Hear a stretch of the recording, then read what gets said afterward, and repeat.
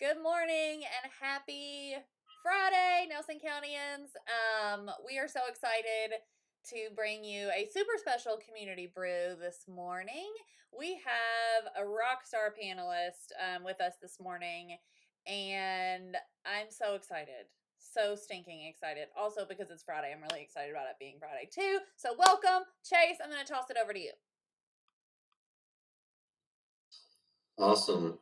Thank you guys for joining us. I know this was not originally on the calendar, so I appreciate you guys going ahead and getting up and joining us for the brew this morning. Just as a reminder, we do have the chat feature on YouTube and Facebook. I would love for you guys to ask questions, give some feedback. I know that's always welcome and excited. So if we had been able to do the March the 13th Gift Showcase Day, one of the things that we had planned was for I don't know how many, Laura, quite a few of our work-based learning students to really celebrate the work that they've done this year. We've had kids working in every way, shape, or form within our district and outside in with our employers. And so we wanted to take some time to showcase them. And unfortunately, we didn't get to do that on March the 13th. So called Laura and said, "Hey, can we get this in a condensed format for the brew?" So excited to kick that off. And without further ado, I'll pass it over to Miss Laura Arnold. Hey guys, we're really excited to be able to spend some time with you all this morning. And David, Amber, and some of our CTE teachers during this NTI experience they've been having some conversations with our students who are going to be a part of the gift showcase on March 13th.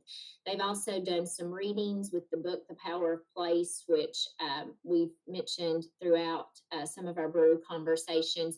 So today, Amber and David are just going to be facilitating conversation with some of our student leaders and their employers who are going to be a part of the gift showcase on March 13th. So with that, David or Amber, whichever one, if you all want to get started, that would be great.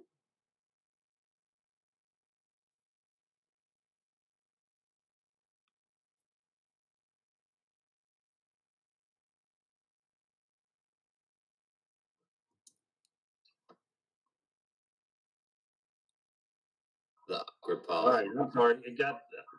I'm rookie still. I was muted.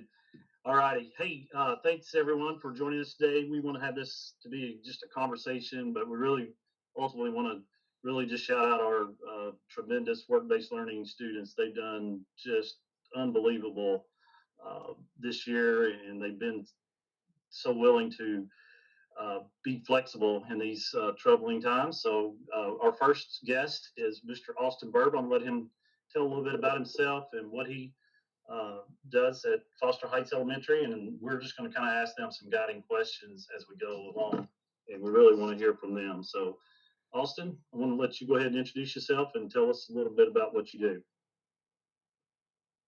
Hello, my name is Austen Bourbon. I'm the facility assistant at Foster Heights Elementary. This looks like just helping the head custodian with whatever he may be doing with the day. So there's a broad range of things I do at Foster Heights, whether it be fixing things, helping teachers, just anything that needs to be done. One of the quotes from our reading, we've been reading again from The Power of Place, and students have been responding and giving examples. And one of the readings was a quote from Julie Friedman Fisher, and she says, "Schools may be social, but most are insular." So Austin, I was going to ask you to reflect on the author's message, but I think it relates to a quote that you had earlier from one of our previous lessons, and I mentioned it at the Community Brew earlier, and it was your quote about why should students have to make a leap of faith into the community after 12 years of isolated education? And I just found that to be a tremendously powerful quote. Can you elaborate, articulate on that quote of yours, and then also how it maybe ties to Ms. Fisher's quote?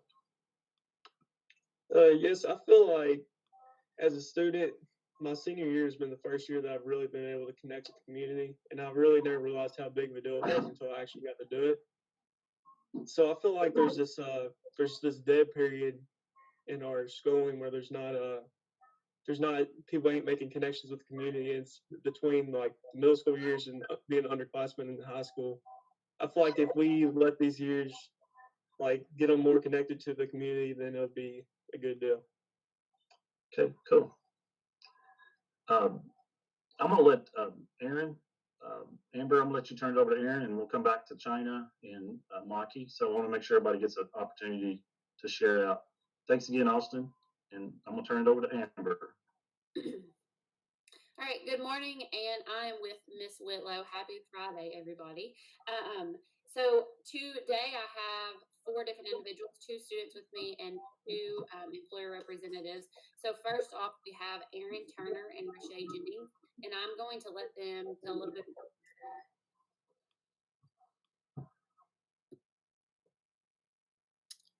Well, hello. Oh, sorry. Go ahead. It's okay. You go first, Aaron. You go first. Okay. Well, my name's Aaron Turner, and I was a graduating senior, or I am a graduating senior. And I work at the City of Bardstown as a history preservation intern with my supervisor, Shay Jennings.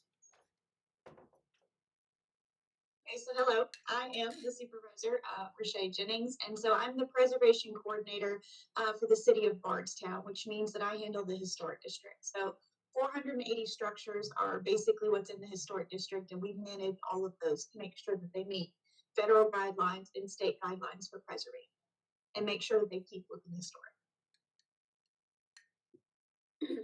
Thank you.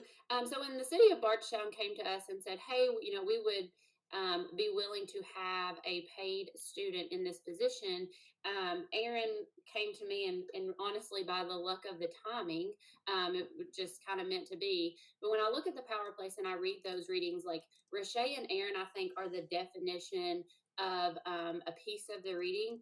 And so what I want them to do is kind of key in on how the power of the city of Bardstown's relationship has created bonds, personalized learning, built social capital, and contribution. So Aaron, first question to you. What examples of social network have you created? Because I love hearing about your reflections on that. Well, getting to work with Rashay in her department, it is absolutely just amazing how many people you get in contact with. I mean, it can be from a week's worth to a month's worth. You could meet with 10 different people. We have to look over many different places in the city, such as Wickland, the home of 3 governors. We also go to the archives every Monday, and we work with our local historians to look through old documents. And we meet with about 3 historians there, or archive personnel. And then we also work with good local contractors who are state known, to help keep buildings looking historic and maintained professionally. All right, good. So you all don't know this about Aaron because he didn't share it, but he's actually pretty passionate about history. So it was a really, again, kind of cool fit that he happened to be looking for a job at the time that City of Bardstown happened to open that up. So next question is for Rashay. What are the future possibilities for upcoming seniors to contribute to our community in their passion area? Oh, well, first off, working with Aaron, so I can't not do that. He was incredible in every form of the way, and he still is absolutely incredible. So much appreciated with him.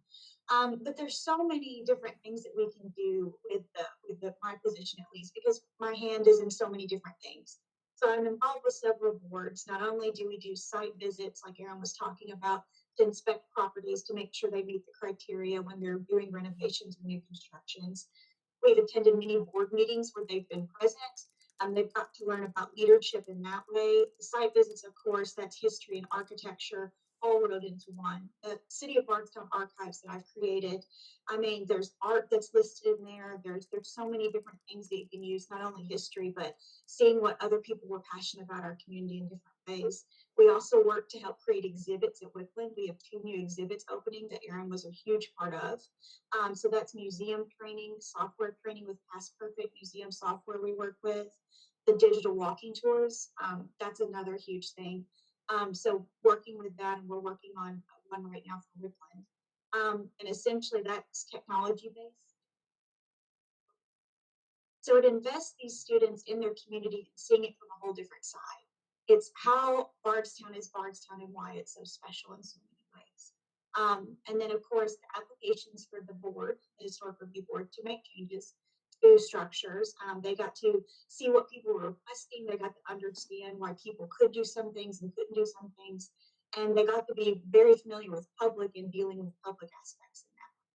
So there's a whole giant criteria there that they were able to be involved in. So if they have a passion about basically anything, there's a way to fit it in with our community.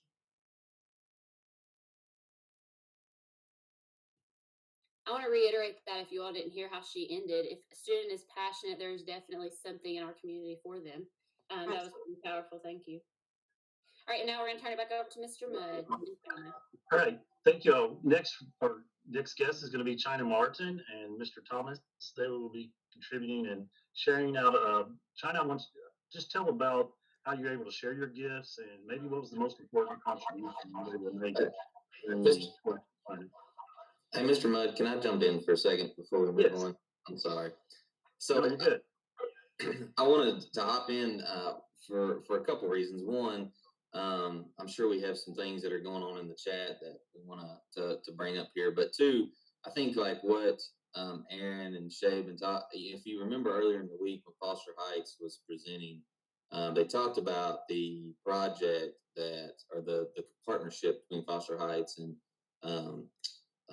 the historical district. And I think like it's powerful to see how that evolves or how that can evolve from students at Foster Heights Elementary really engaged with the archives and thinking about history and the impact of that on their school, and then seeing how that evolves even into work-based learning experiences for kids as they get older, and that progression that can happen. So I wanted to highlight that because I think it's a powerful example of when we think about partnerships or our community. It's not just seniors in high school necessarily, but it's a K-12 experience that kids could have when they start this process. So I think that's a really cool connection point between some of these things. Brooke, do you want to hop in with anything from the chat? Sure. Well, let's see. We've got. You're muted.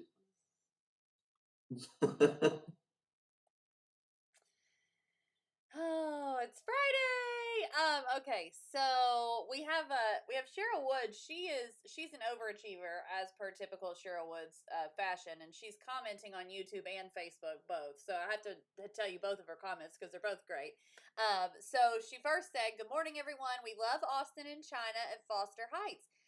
We also love Miss Jennings. She is our representative with our community partner, the Bardstown Archives. She is a huge advocate for making meaningful experiences for kids."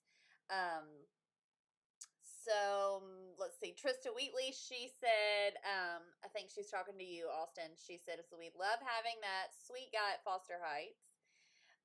Let's see. We've got, I think this was Austen that said this. I never realized how big a deal it was until I did. Mr. Bradley, he commented and said yes to that quote on YouTube. That's definitely one you want to put in a frame and keep forever too. So yeah, lots of people watching on YouTube and Facebook this morning to hear what you guys have to say. You're doing awesome work. If you guys didn't get to see the video, I'm sure it's on our YouTube channel somewhere, of the students at Foster Heights asking Shay to be their community partner. That was a pretty powerful moment as well. So I think she got a little emotional during that time. So that was a pretty powerful experience too. That would be very accurate. Yes. All right, David. Sorry. Let's keep going. No, you're great, and it kind of helped me reflect on we are extremely fortunate community to have the city of Bardstown, NPR, our school systems, all of the gifts that all of these partners have, and it's exponential how I think our students will be growing from these experiences, and again K through 12, not just in high school. Great point. Chyna, just reflect on your experience and again how you're able to share your gifts, and what do you think maybe was the most important part of your contribution, and then I'll let Mr. Thomas interject as well after you, Chyna. Go ahead. Sorry. Okay, hi, I'm Chyna Martin. I'm a student leader, student worker at Foster Heights, and I do quite a different things with the students at Foster Heights. But something really cool that I get to do is I get to work with the students to help them figure out what their passions are, and help them connect to the dots, basically, of how the stuff they're doing in class relates to the stuff that they could be doing in the future, and how that the stuff that they're working on right now is helping them grow. And so I think that's really that's how I'm connecting to the community as well, because I'm working with the next set of leaders. Mr. Thomas? Yeah, China was actually able to help us in a major way. We wanted our students to be able to showcase that growth and their opportunities in the community as well. She created a student leadership portfolio or profile for each of our students, and a housing system for that, where our kids don't just focus on the things that are happening within our school walls. They also get an opportunity to show how they're growing outside of the school walls as well. And China was a major part in putting that together, and did a great job.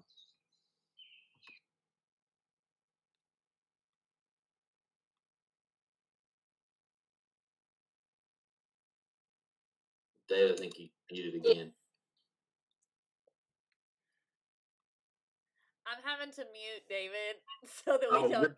You're don't good. get feedback, and I think he just forgets to unmute. We love you, There we David. go. Thank you, Brooke. Take care of me. Again, we're going to turn it back to Amber so we can hear from Maki and Holly and any final thoughts that we may have. So thank you all. Awesome job, China. I do not get to hear about Thomas Nelson students and their success just as much. So that is a big contribution you made. All right, let's move on. So two more, another student and another employer. We have Maki Tanalis and Holly Larkin. I'm gonna let them introduce themselves and a little bit about them.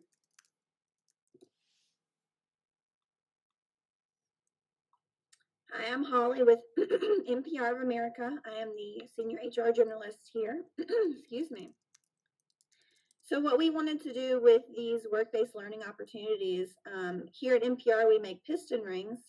And a lot of people think manufacturing as a dirty environment, and a lot of people don't think of it as a career. So we really wanted to showcase with the students that there are more opportunities than just the manufacturing positions, the production positions that we have. They do take up the majority of our positions, but we also have accounting, we have engineering, we have quality, we have maintenance, all of those other things. So that's where our work-based learning opportunities came into play. And we got to show the students that there was different opportunities than just the production floor. And not discounting the production floor at all, but sometimes that's not the route that they want to take, and a lot of times they don't think manufacturing when they think of a career. And I'll let Maki share what she helped the accounting department do. Is it on? Oh, okay. So, hi, my name's Maki, and I work with NPR as an accounting intern.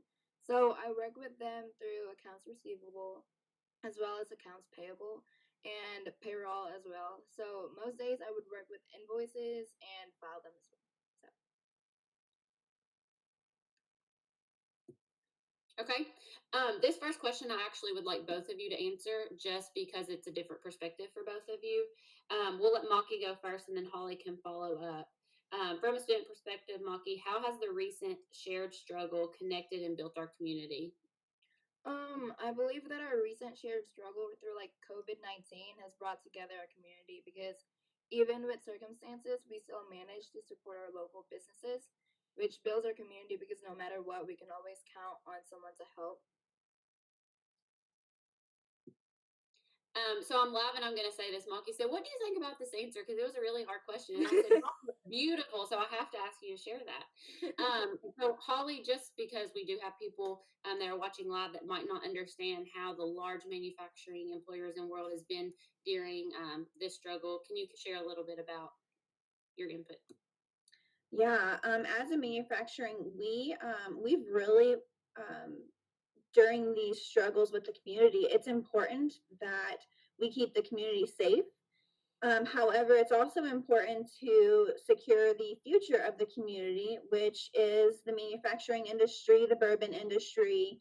If we have a lot of people not making the products that we need in the future, then the economy is going to suffer in the future. So we have had to walk that fine line of keeping everybody safe, which we have implemented all kinds of proactive measures to keep everybody safe in the manufacturing industry, and specifically NPR.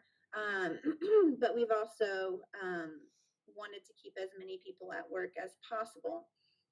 Also, NPR has donated some masks and things for the COVID testing centers here in Nelson County. So we've tried to help the community in any way possible that we can, and we love doing that.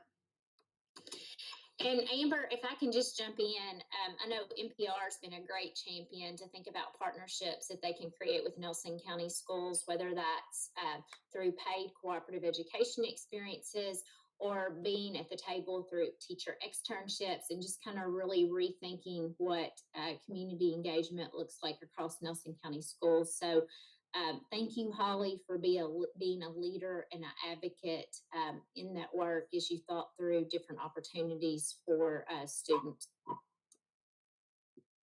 That leads perfectly into my next question, Laura. Laura said it. NPR has kind of been a leader, and they have co-ops in multiple departments and areas that other companies haven't reached to. So, Holly, in what ways have you found a personal connection to work-based learning in these students? Because I know you were passionate about building this program. What's your personal experience behind that? Amber, that's a good question. Like specifically with the students, I get to follow them through the interview process, bringing them into orientation, starting those new hire documents, which they've never seen in their lives, and helping them get those filled out, and then all the way following them through the attendance policy and getting those soft skills for them, watching them have communication with the other members in the facility that are, of course, going to be older than them, and more mature, and getting them those experiences and having those conversations about what they want to do for their career path, and seeing these students have those passions about whether it's accounting or we had a welding co-op that was just very passionate about what they wanted to do. So being able to see them grow, I don't think that they are the same person as the first day to the last day. They look like a totally different. They grow. You see them grow. It's we love seeing that for our community. So, Holly, I have to speak before someone else jumps in and speaks. And final comment for me. If there are any teachers watching, like if Holly's comment didn't just sound exactly like a teacher's comment. So, point being made, like Rashay and Holly aren't teachers, but they are mentors for our work-based learning students. And like it warms my heart so much to hear Holly and Rashay like guiding students, because as we know, as teachers, like there are so many students who need care. So there are community members in the community who are helping those students. So thanks, Holly.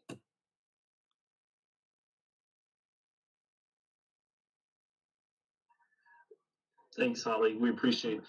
One of our conversations, we had Google Meets with Nelson County students and Thomas Nelson students this week around the readings, and one of the questions was, how would you rate your overall work-based learning experience? So maybe we could just finish with that. We have a few minutes left. If we could have each work-based learning or community-based learning student rate their experience and maybe tell why. And we'll start with Austen and go to Aaron, and then Chyna, and then we'll finish with Maki. I'd say definitely 10 out of 10. I mean, I don't regret doing it at all. I had a lot of fun doing it. It was just a good experience. What did you think? You work with Mr. Weekly and obviously other personnel within the Foster Heights. That's a great community. What was when you first went in? I know we had talked about being a facility assistant, and that was this was all new to us. So we talked about you guys being pioneers, and we appreciate you all kind of taking on that challenge, not knowing exactly what these roles were going to be like, but now we have a better idea of how you guys can contribute and share your gifts. So thank you, Austen, for that contribution. Go ahead, Aaron. I'm gonna let you go next. I would most definitely rate my experience a 10. I think this experience with the city has just really opened my eyes to, first of all, how the city works and just how little um, the history preservation department, just how big it is and how important it is. And it really just helped me develop skills that I just never know I'd need. Just like with the software systems and going out and meeting contacts out in the community for different purposes, and I just think it was a really good experience overall. Thanks for sharing, Aaron. Chyna? Okay, I would definitely rate mine a 10 out of 10. I've gotten to grow so much as a person, like as a leader, a community member, all of those things. You know, I've got to work one on one with these students, and it's helped me grow by learning how to relate, you know, the knowledge that I have and be able to transform it and be able to share it with students so much younger than me. So that's been a huge way that I've gotten to grow this year. Thanks for sharing. Maki? Overall, I would rate my work-based learning experience a 10 because through my work with NPR, I learned a lot regarding accounting and different aspects of it because I thought there was just one branch of like accounting, but there's like receivable, payable, and like payroll. So it gave me a sense of what my future would be like through that pathway. So, David, if I can kind of jump in before I turn it back over to Chase, Brooke, whoever, you know, I think one of the things that really comes out of some of these partnerships with our employers, and I think our students have communicated this as they shared with us today, is that teachers, like, we can't do this alone. It can't just be teachers providing experiences for kids, that it's very much about community members and utilizing our employers and community families to help provide experiences, and that teachers aren't necessarily the experts of everything, that it takes community to create the right experiences. So I think that's evident when you hear our employers and students share about what experiences they've had this year. And I think as we continue to grow community engagement in our schools, that becomes more evident through the experiences that our kids are receiving. So, Amber, David, do you have any last words before we kick it back over to Chase or Brooke? No, I just want to thank all of our work-based learning students. We've had almost 200 students this year, and they've all been phenomenal. And we really appreciate all that they've done, especially through the COVID-19. And they've really just stepped up, and uh, we can't thank them enough. And I think they've laid the foundation for really strong community partnerships moving forward. So thank you all very much. Agree. I'll just mimic. Thank you to those students. We always are asked to select, 2 and 3 student leaders to lead about work-based learning. And honestly, it's so easy. We have so many awesome students. So it's not, you all aren't just seeing the best of the best. We have a lot of the best of the best. So thank you as well. Yeah, thanks, guys.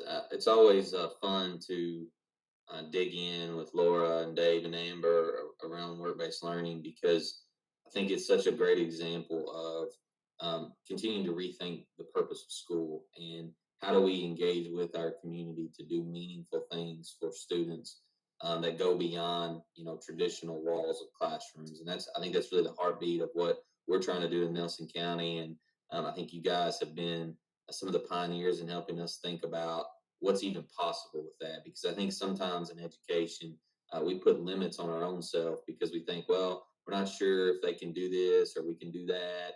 And I think the power of work-based learning is that it always has a yes mindset, and there's a lot of value and growth in that. So thank you guys so much for being with us today.